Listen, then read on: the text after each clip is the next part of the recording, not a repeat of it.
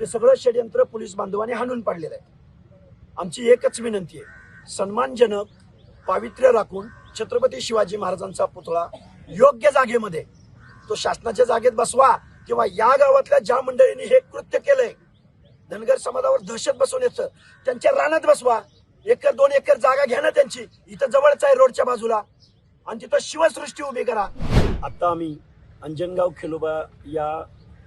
खेलोबा मंदिराच्या आवारामध्ये आहोत। छत्रपती शिवाजी महाराजांचा पुतळा सन्मानजनक पावित्र्य राखून स्थलांतरित करावा या मागणीवरती आम्ही ठाम आहोत। आमची सगळी देवस्थानची वीर मंडळी ठाम आहोत। रात्री या तालुक्याचे आमदार अभिजित पाटील यांच्या मार्गदर्शनाखाली 12-1 वाजता रात्रीच्या इथं मोजणी करण्याचं काम करण्यात आलं। आमचं म्हणणं एकच आहे, या आमदार अभिजित पाटलांना अनादिकालापासून इथं धनगर समाजाचं आराध्य दैवत, 2-3 राज्यातली मंडळी इथे येतात। हजारो वर्ष ज्यावेळी रेकॉर्ड अस्तित्वात नव्हतं, आदिम असणाऱ्या धनगर बांधवांच्या तीर्थक्षेत्राला तुम्हाला मोजणी करण्याचा अधिकार दिला कोणी? आणि तुम्ही काय आमचं देवस्थानावरती येणार का?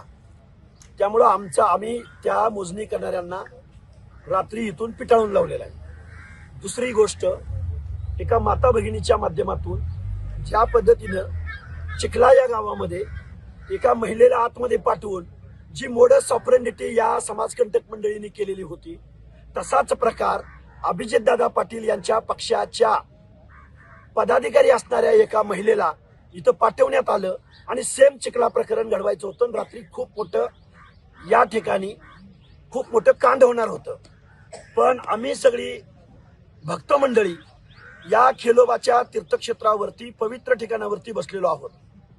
ते सगळं षडयंत्र पोलीस बांधवांनी हाणून पाडलेलं आहे। आमची एकच विनंती आहे, सन्मानजनक पावित्र्य राखून छत्रपती शिवाजी महाराजांचा पुतळा योग्य जागेमध्ये, तो शासनाच्या जागेत बसवा किंवा या गावातल्या ज्या मंडळींनी हे कृत्य केलंय, धनगर समाजावर दहशत बसवण्याचं, त्यांच्या रानात बसवा। 1-2 एकर जागा घ्या ना त्यांची, इथं जवळच आहे रोडच्या बाजूला, आणि तिथं शिवसृष्टी उभी करा। त्यामुळं धनगर समाजाच्या अस्मितेशी, धनगर समाजाचा इतिहास पुसण्यासाठी हे गाव, अंजनगाव हे खेळोबाच्या नावानं ओळखलं जातं शेकडो वर्षापासून।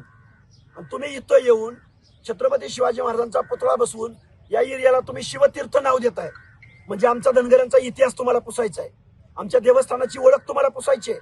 लाखो बांधव इथं येतात, भाकणूक होते, खूप मोठी यात्रा भरते, जिथून पालखी जाते त्याच ठिकाणी हा छत्रपती शिवाजी महाराजांचा पुतळा बसवलाय।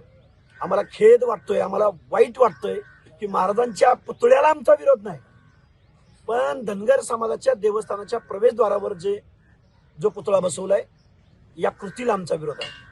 लवकरात लवकर शासनानं आज दिवसभरामध्ये हा पुतळा हटवावा, अन्यथा आज तर लोक येत आहेतच, पण उद्या 1 लाख लोकांचा जनसमुदाय या अंजनगाव मध्ये आलेला असेल।